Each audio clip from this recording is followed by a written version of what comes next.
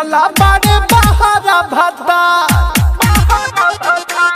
अरे बड़ा गजब बा ओहे फगुनी बेयार मन मचले हमार उनका तनी ना बुझाला बारे बहारा भाता।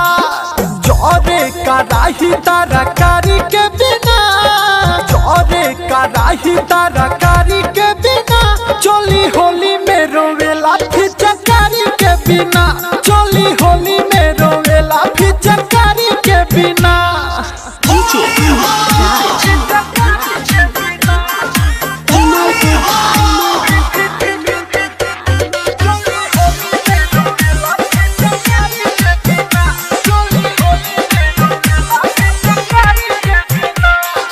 अगिया जवानी के बुताई कैसे साया साड़ी हमरो रंगाई कैसे ये सखी अरे तू ही कुछ बतावा।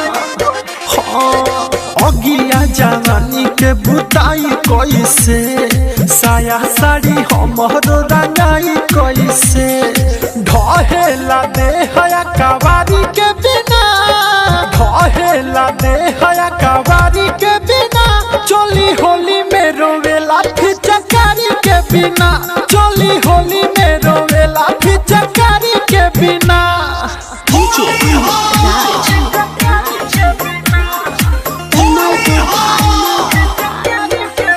Mixed by Aditya Recording Studio, Gopalganj।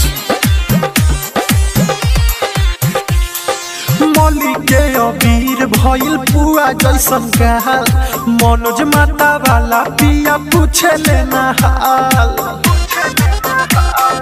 सखी रे सुनना मौली के अबीर भइल पुआ जैसन गाल मनोज माता वाला सैया पूछे लेना हाल। से जिया वाला मारा मारी के बिना से जिया वाला मारा मारी के बिना चोली होली में रोवेला फिचकारी के बिना चोली होली में रोवेला फिचकारी के बिना।